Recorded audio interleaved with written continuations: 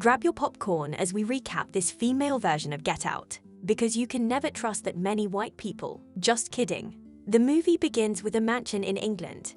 A woman says she can't do it anymore. The butler says she can. However, she pushes him aside and runs away. She tries to escape the mansion, then realizes the only way out is death. She grabs a statue and ties piano string on her neck. Then she jumps off the railing, and we can assume what happens to her. Meanwhile, Evie Alexander is serving appetizers at a New York event that helps people find relatives through DNA testing. Afterwards, she counts her tips with her friend Grace. It turns out Grace stole a favor from the event. She gives it to Evie so she can use the DNA test. When Evie goes home, she's reminded of all her past due bills on the fridge. She starts to work on her ceramics project. She plays a recording of her recently deceased mom. Her mom fully supports a artistic path and mentions that her father would be proud of her too. By the end of the night, she uses the DNA test on herself. The next morning she sends it out to be examined. A few weeks later, she gets the results from the DNA test saying she has a cousin and he's as white as Michael Jackson. Grace warns Evie not to meet up with him. However, Evie says it should be fine because he's British. Evie decides to meet up with him anyway. The next day, she meets Oliver, who is in town for work. Evie says she's an artist, but is currently doing catering gigs for money. She also says she's painfully single. Both of his parents had died. Oliver says Evie's family history was actually a scandal in their family. Evie's great-grandmother, Emmanuel, had an affair with a black footman. Her great-grandfather had run away with the child to raise it on his own. Oliver has told the entire family about Evie, and they are overjoyed about meeting her at an upcoming wedding.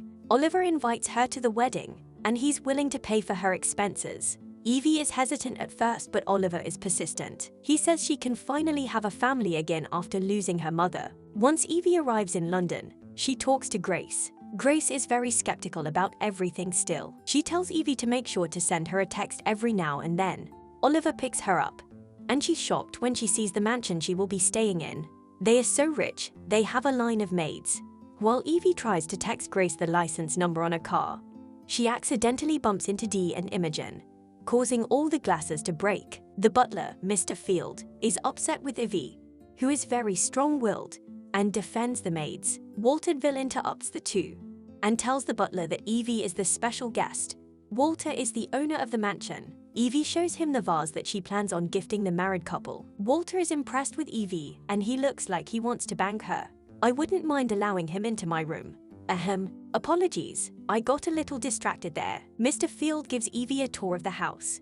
The library is off limits as it's going under renovation, and Evie notices how ornate and expensive everything looks. She is introduced to her own personal maid, Mrs. Swift, who shows Evie's room. Evie notices a Russian doll of a bride. She wonders why there's more than one in there. Mrs. Swift says it's tradition. Evie also notices the bars on the window, and Mrs. Swift tells her it's for the birds. Then a painting of a woman intrigues her. Mrs. Swift is sad when recalling the woman and how the woman died recently. At night, Evie tells Grace everything that has transpired thus far. Suddenly, Walt is at her door apologizing for what happened with the butler. The two then flirt again some more. During a night jog, Evie hears someone squirming. Then she sees a woman at the window and she hears whispers saying, "It all ends here, with me." Apparently it was a dream. She gets up and notices the maid are all lined up with the butler. Meanwhile, a claw is at Evie's shoulder and suddenly Mrs. Swift scares her. The butler signals Imogen to go clean the library. He uses a special key to open the door. Then he starts chanting some foreign words. Imogen cleans the library and turns on some candles. They are mysteriously blown out though.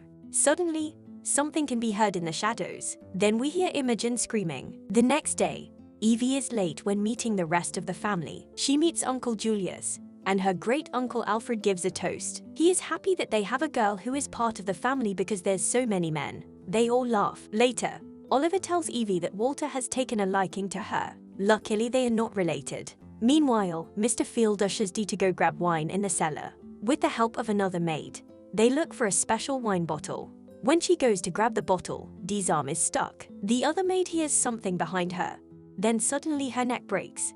Whatever is down there has Dee screaming for her life as well. Later that night, Evie gets a grand introduction when she walks into the party. Victoria and Lucy are also given a grand entrance, and they are introduced as the maids of honor. The two of them meet. Lucy is a very friendly blonde that extends a very warm welcome. However, Victoria is a cold-hearted bitch. She even touches Evie's hair. Lucy lets Evie know that her family has served the Villes for hundreds of years. Victoria then says Evie has been very fortunate to have been able to be whisked away from her boring life in New York. Lucy tells Evie that she would love to visit New York, and Evie says she would love to bring her around. Walter finally enters the party. He rushes to grab Evie for a first dance. While they dance, Victoria looks a bit jealous. The lovers finally leave the party to get some alone time. While on their walk, Evie asks about a peculiar building. Walter says it was sort of a refrigerator for the olden days. He decides to bring her elsewhere. They open up about their parents.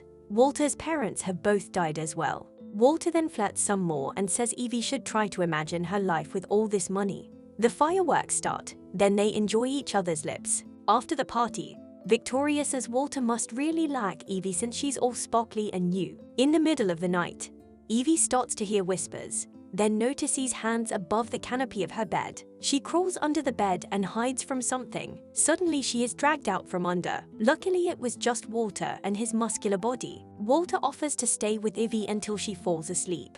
The two get into bed with each other, but it's sadly just innocent. Walter wonders what Evie wants with her life. Evie says she's been living paycheck to paycheck, but she wants to live life fully. Walter says he hopes to be able to share his life with someone special. He wants someone that accepts him for who he is.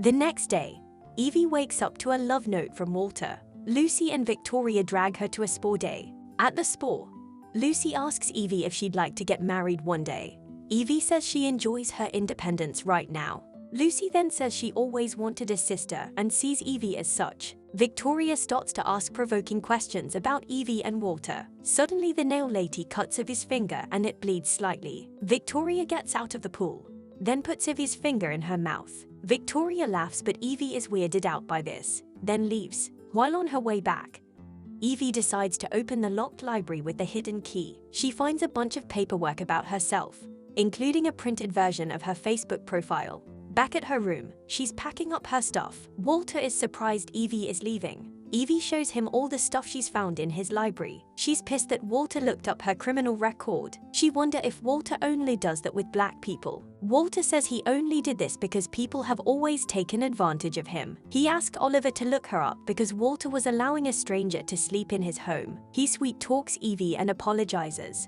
He begs her not to run away and she agrees to stay. The two then get it on.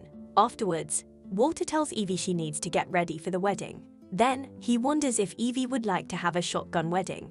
Evie thinks he's crazy. However, she accepts his offer on a shotgun wedding. Then as Walter leaves, Evie says she hopes he knows she was just joking about the shotgun wedding. Later, Evie arrives in her red dress. Walter then thanks the three families for coming together.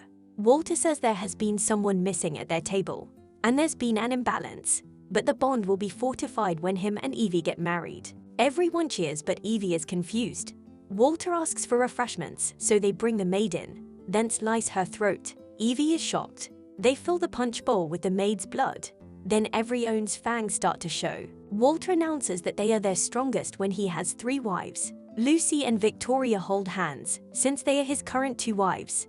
Evie would complete the trinity. It is revealed that the young woman we saw in the beginning of the movie was Emmanuel, Evie's great-grandmother. She was Walter's last wife in the Alexander bloodline. Everyone toasts to Evie and drink blood. Evie tries to leave, but Walter blocks her from leaving. He asks his 2 other wives to prepare Evie. Later, Evie is tied down to a chair. Lucy tries to calm her. However, Victoria says Evie's grandmother wasn't this difficult. She tells Evie that their 4 bloodlines are rare, and together they are powerful. They would be completely immune to aging. Victoria has been with Walter for 500 years, while Lucy has only been with him for 100 years.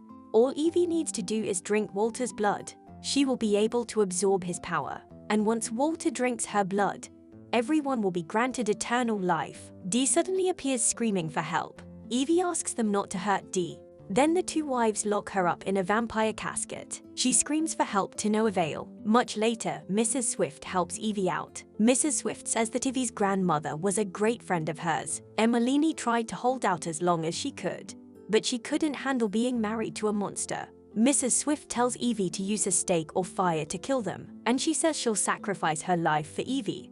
so Evie better run. Evie rushes out of there, but the butler is looking for her. She hides in the refrigerator room where the bodies of the dead maids are. Suddenly, the body of Mrs. Swift is right on top of her. Butler hears Evie squirm, so he looks for her. Evie locks him in the room, then runs. She eventually reaches the local town and begs for help. She's able to go into an old couple's house. They offer her tea to help soothe her nerves. The old lady suggests she drink the tea. Suddenly, Evie sees a picture of the couple with the vills. Then, she tosses the hot tea in the old man's face. However, the old lady knocks her out. Once Evie regains her conscience, Walter is there, upset with her. He says that someone with her background should be happy to be getting a leg up. Evie spits in his face. Beside Evie is a distraught maid. Walter decides to feed on her. Evie faints because of this. Once she's awake, she finds herself dressed in a wedding dress walking down the aisle. Everyone is there to witness the marriage.